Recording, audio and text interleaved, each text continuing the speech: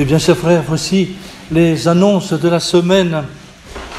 C'est donc aujourd'hui le premier dimanche de l'Avent. Et à cette occasion, je vous souhaite une bonne et sainte année, une sainte nouvelle année liturgique. Et nous faisons donc la mémoire de Saint François Xavier, confesseur. Nous aurons cet après-midi à 16h15 le chapelet, et puis à 18h la Sainte Messe à la chapelle Sainte-Anne de la Baule. Demain lundi, c'est la fête de Saint-Pierre Chrysologue, évêque, confesseur et docteur de l'Église, et puis Sainte Barbe, vierge et martyr. Nous aurons la Sainte Messe à 8h. Mardi de la Férie, messe à 8h. Mercredi, Saint-Nicolas, évêque et confesseur. Donc nous aurons la messe à 8h, c'est de matin. Jeudi, Saint-Ambroise, évêque et confesseur et docteur de l'Église. Nous n'oublierons pas que ce 7 décembre, c'est la vigile de la fête de l'Immaculée Conception et que nous sommes tenus au jeûne et à l'abstinence. C'est un jeûne qui est impéré par l'Église, que nous devons donc mettre en œuvre, tous ceux qui ont donc 21 ans accomplis et moins de 60, ils sont tenus rigoureusement. Quant aux autres, ils sont vivement, bien sûr, exhortés à faire quelques pénitences. Et bien sûr, tous, nous sommes tenus à l'abstinence de viande ce jour-là. Donc ce jeudi, nous aurons la Sainte Messe à 11h. Vendredi, fête de l'Immaculée Conception de la Très Sainte Vierge Marie. Nous aurons la Sainte Messe à 11h à la chapelle Saint-Maurice et à 18h30 ici. Notez bien donc, pour cette grande fête de l'Immaculée, ce vendredi 8 décembre, nous aurons la Sainte Messe ici à 18h30. Samedi de la Sainte Vierge, nous aurons la messe ici à 11h. Et puis, je serai à votre disposition pour les confessions à partir de 18h30, notez bien. Et ceci en raison du pèlerinage que nous allons accomplir à Notre-Dame de Lorette, puisque vous le savez, c'est le 10 décembre que la maison de Nazareth a été transportée miraculeusement par les anges jusqu'à Lorette en Italie. Et donc chaque année, nous célébrons bien sûr cet événement, mais cet événement tombe cette année, le 10 décembre est un dimanche, et donc nous ferons notre pèlerinage la veille, donc le samedi 9. Et nous avons la grâce d'avoir en Vendée un sanctuaire dédié à Notre-Dame de Lorette avec la Santa Casa qui a été réalisée rigoureusement dans les mêmes, la copie exacte de la maison de Nazareth. C'est quelque chose d'extraordinaire et je vous invite beaucoup à venir participer à ce pèlerinage avec nous. Nous nous donnons rendez-vous donc à la Flosselière, puisque c'est là que se trouve ce sanctuaire, à la Flosselière en Vendée, donc à 16h. Notez bien, 16h le rendez-vous pour ce pèlerinage de Notre-Dame de Lorette. Et puis donc dimanche prochain, ce sera donc le deuxième dimanche de l'Avent. Nous aurons les messes aux heures habituelles, à 8h à Notre-Dame des Dons, à 10h ici, et à 18h à la chapelle Saint-Maurice. Il y a une petite erreur sur les feuilles, mais vous corrigerez. Donc dimanche prochain, messe à 18h à Saint-Maurice. D'autre part, je recommande à vos bonnes prières un bon vieux prêtre, un prêtre vénérable, puisqu'il a 92 ans et 68 ans de sacerdoce, c'est vous dire.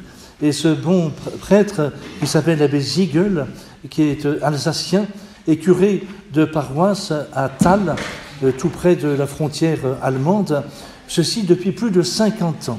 C'est vous dire combien ce prêtre a un ministère fécond, mais maintenant, malheureusement, les misères de son âge font qu'il ne peut plus célébrer la Sainte Messe. Les fidèles en sont bien affligés et j'ai eu l'occasion d'aller le visiter mardi dernier et grâce à Dieu, il a reçu les secours du bon Dieu, il a pu se confesser, recevoir l'extrême onction et puis communier également.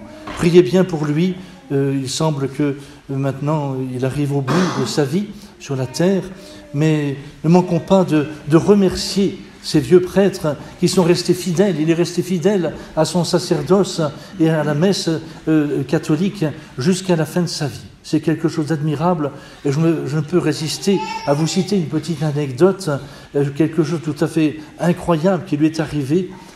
À cause de sa fidélité à son sacerdoce et à la messe tridentine, l'évêque moderniste du lieu l'a rejeté de sa paroisse.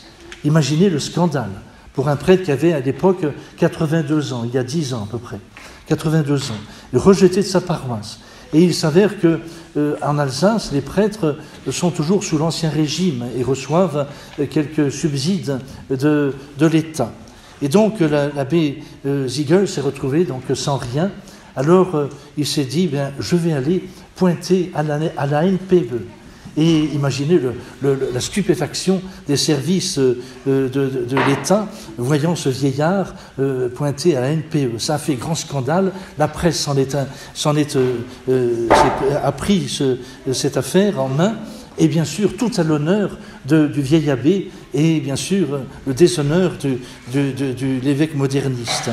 Et le scandale était tel que l'évêque moderniste a dû remettre ce vieux curé dans sa paroisse, à sa place, et il y est toujours depuis plus de 50 ans.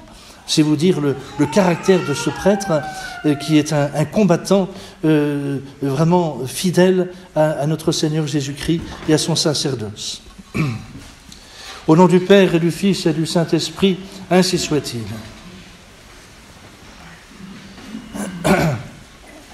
Les puissances des cieux seront ébranlées, et alors on verra le Fils de l'homme venant sur une nuée avec une grande puissance et une grande majesté. Et il viendra juger tous les hommes. Mais bien chers frères, souvenez-vous, dimanche dernier, la Sainte Église nous a fait méditer de manière toute particulière sur les grands événements apocalyptiques qui surviendront quand le bon Dieu l'aura décidé sur la terre. Événements dramatiques et calamités sans précédent. Aujourd'hui, l'Église veut que nous nous arrêtions davantage à méditer sur nos fins dernières et sur le grand jugement général auquel tous nous serons contraints. Et oui, notre Seigneur viendra juger tous les hommes. Et c'est là un événement qui ne peut nous laisser indifférents. Nous devons précisément nous y préparer. En effet, il y aura pour les hommes un jour de jugement universel, il y aura pour la terre un jour de catastrophe finale. Notre siècle impie ne veut pas y croire et beaucoup de chrétiens modernes ne veulent pas y penser, tant cela dérange et tant cela est à l'opposé de ce qu'ils enseignent, à savoir que tout le monde il est beau, tout le monde il est gentil et nous irons tous en paradis. Eh bien ça, mes bien chers frères, ça n'est pas la vérité. C'est un énorme mensonge. La vérité, c'est précisément ce que nous enseigne le Saint-Évangile. Ceux qui s'avisent de se souvenir encore qu'il y aura un dernier jour, ceux qui s'obstinent à le prévoir, à le redouter, et dans un certain sens à le désirer, on leur jette d'ingénieux sarcasmes, comme à des visionnaires effrayants et effrayés, à des prophètes de malheur. Également, si vous parlez du jugement dernier comme d'un événement très prochain et qui doit se réaliser, on vous traitera de pessimiste et d'alarmiste, comme si les justes répréhensions de saint Paul dans sa deuxième épître aux Thessaloniciens, chapitre 2, verset 2, et également de plusieurs saints docteurs à l'égard des téméraires qui voulaient assigner la date prochaine et certaine du dernier avènement de Jésus, avaient pour but de démentir les doctrines de ce même apôtre et de toute la tradition apostolique. Il faut ne jamais oublier, mes bien chers frères, que ces événements se réaliseront. Nous en avons la certitude, mais nous avons aussi une autre certitude qui est dans les saints évangiles. Vous ne connaissez ni le jour ni l'heure. Et donc, si vous entendez des dates qui sont avancées pour annoncer ces grands événements, ces derniers temps, on nous en a annoncé en septembre, en octobre, eh bien, a priori, méfiez-vous, parce que ceux qui annoncent une date, à moins d'être prophètes envoyés par le bon Dieu, eh bien, ceux-ci se trompent grossièrement, parce que précisément, nous ne savons ni le jour ni l'heure. Et c'est la raison pour laquelle notre divin Sauveur, qui veut notre salut, qui veut notre bien, nous dit toujours « Vigilate et orate » veillez et priez, veillez et priez, parce que vous ne savez pas quand le Maître des cieux viendra vous demander des comptes de l'administration des talents qu'il vous avait confiés. C'est le moment où vous ne vous y attendrez le moins que ces événements se dérouleront.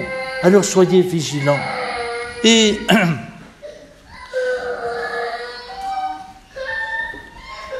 il y aura donc un dernier avènement du Seigneur. Ceci est de foi catholique.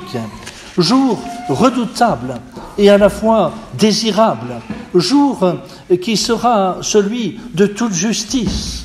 Jour qui animera enfin le triomphe complet du Christ roi. Or, c'est de ce jour-là qu'il est dit dans l'Évangile, « Voyez, veillez et priez, car vous ne savez pas quand le moment viendra. » Est-ce que ce sera le soir, c'est-à-dire à l'une de ces heures où tout semble décliner sur la terre, quand il fait sombre, quand il se fait tard et que la lumière baisse sensiblement? Est-ce que ce sera à minuit, c'est-à-dire au sein de la confusion et des ténèbres, dans la nuit obscure de toute vérité, de toute doctrine, dans l'absence et l'anéantissement de tous les principes de la religion et du droit? Est-ce que ce sera le matin, lorsque la société, voyant reparaître le soleil et de la vérité et de la justice, se croira certaine d'avoir désormais encore devant elle toute une journée brillante et prospère? Est-ce que ce sera aujourd'hui? Est-ce que ce sera demain, bientôt, dans longtemps? Nul n'en sait rien. Nul n'en sait rien. Nul ne peut rien prévoir avec certitude.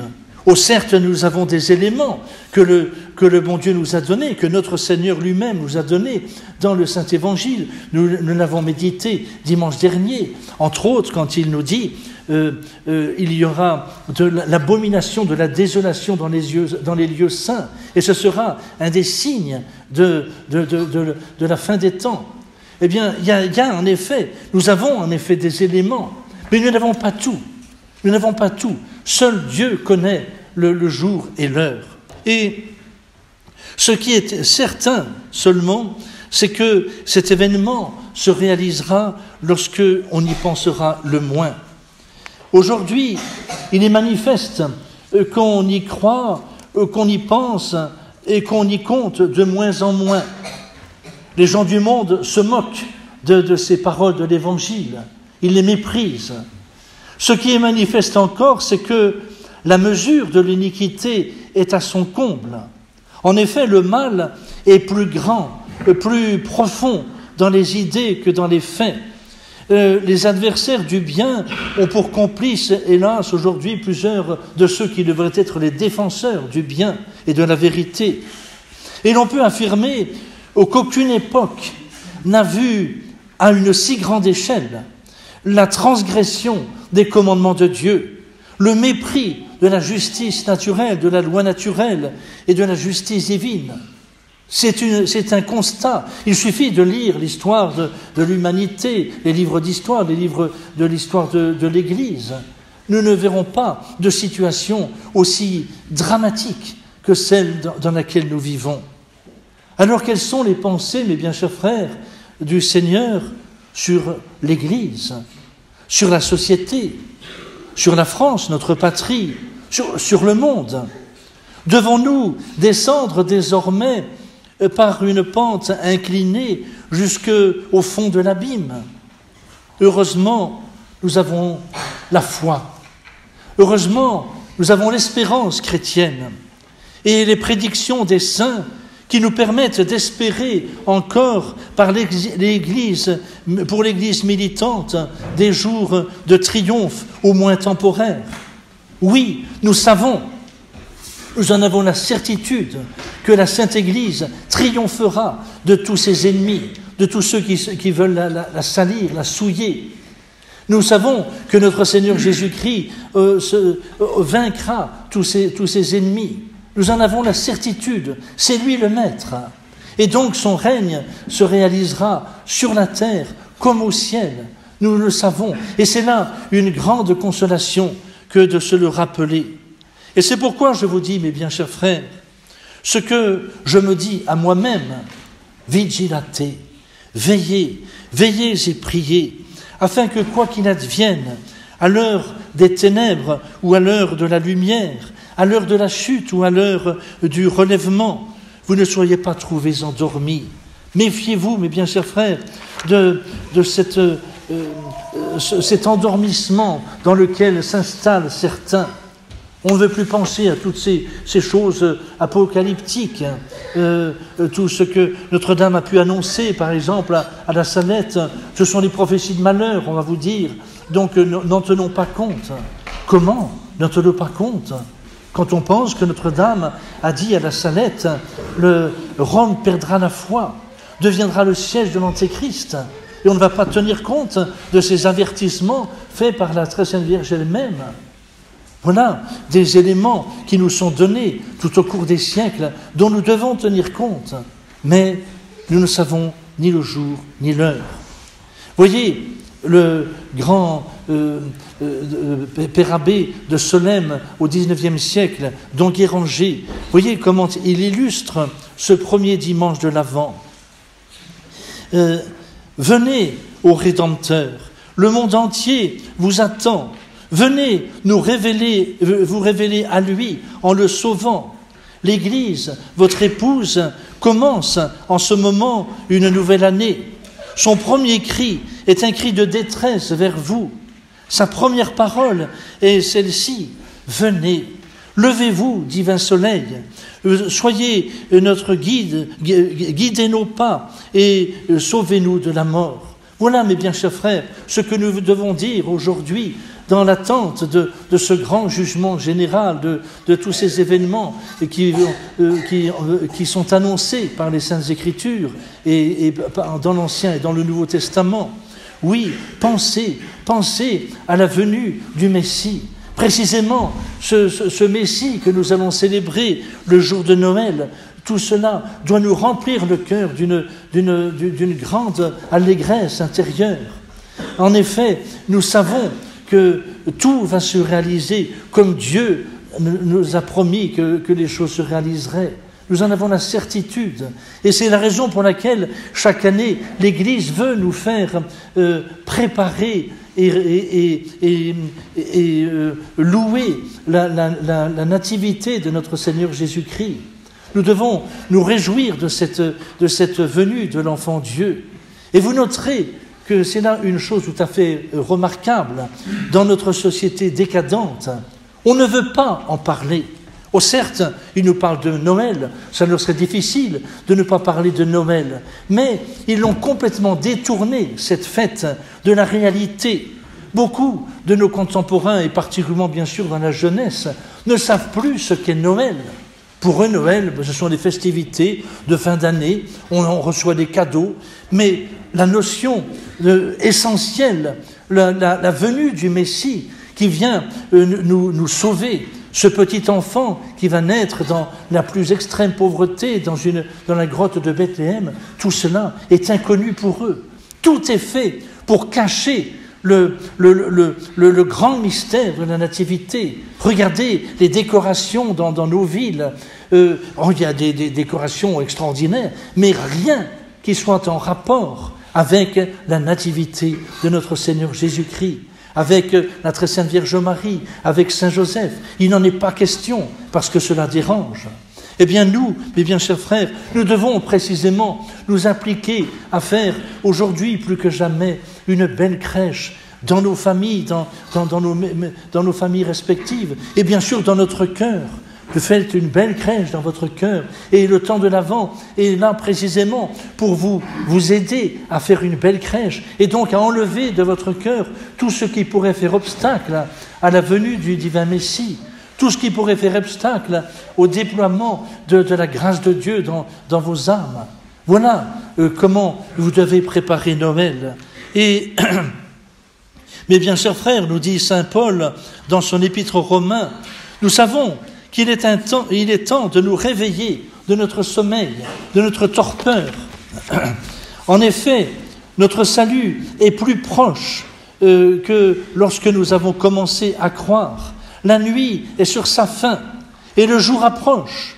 Jetons donc au loin les œuvres des ténèbres et revêtons-nous des œuvres de lumière. Marchons dans l'honnêteté, comme on fait en plein jour, et non pas dans les débauches, dans les excès de la boisson, dans les impudicités, dans les dissolutions, dans les querelles et les envies, mais revêtez-vous de notre Seigneur Jésus-Christ. Voilà l'exhortation que nous fait saint Paul aujourd'hui. Combien elle est justifiée. Dans cette simple phrase, saint Paul nous dépeint l'horreur et l'effroi du jour du jugement. Il serait cruel et tyrannique de nous faire penser au jugement si cela était inutile. Cependant, vous le savez, il est bon de méditer sur le jugement dernier et la fin du monde, sur les fins dernières en général, parce que c'est un moyen de nous rappeler que nous ne sommes pas faits pour cette terre, mais pour le ciel. Vous connaissez les 4 fins dernières, n'est-ce pas? La mort, le jugement, plus précisément les jugements, le jugement particulier, le jugement général, et puis le ciel ou l'enfer. Voilà les 4 fins dernières. Vous noterez qu'il n'y a pas d'autre lieu où nous puissions aller. Le purgatoire n'est pas une fin dernière. Le purgatoire n'est qu'un lieu de transit, un lieu où des âmes saintes, mais qui avaient encore quelques fautes à expier ici-bas, qui n'ont pas pu les expier ici-bas, elles vont se purifier dans le purgatoire avant de paraître devant la majesté de Dieu. Ces saintes âmes du purgatoire, nous savons, c'est de foi, elles iront au ciel. Donc les fins dernières, ne l'oublions pas, c'est le ciel ou l'enfer. Et donc à nous de nous préparer au ciel, parce que nous avons été créés pour notre patrie éternelle du ciel. Et ce serait le comble de la folie et de la lâcheté de ne pas apporter notre attention souvent avec humilité et dévotion à réfléchir précisément sur ces 4 fins dernières et particulièrement sur le jugement. Maintenant, en effet, nous pouvons nous approcher du Dieu Tout-Puissant. Nous pouvons le prier, l'adorer, lui demander pardon et miséricorde. Mais à l'heure du jugement, il sera trop tard. Ne l'oublions pas, mes bien chers frères. Tant que nous sommes sur cette terre, nous avons la possibilité de rectifier notre conduite. N'y manquons pas.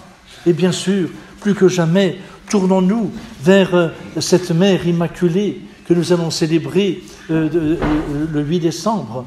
Demandons à cette mère bénie de nous guider, de nous éclairer, de nous consolider dans la foi, dans l'amour du bon Dieu. Et ainsi, nous suivrons la voie qu'ont suivie tant de générations de saints. Et un jour, je l'espère, nous nous retrouverons tous dans l'éternité bienheureuse. C'est la grâce que je vous souhaite, au nom du Père et du Fils et du Saint-Esprit, ainsi soit-il.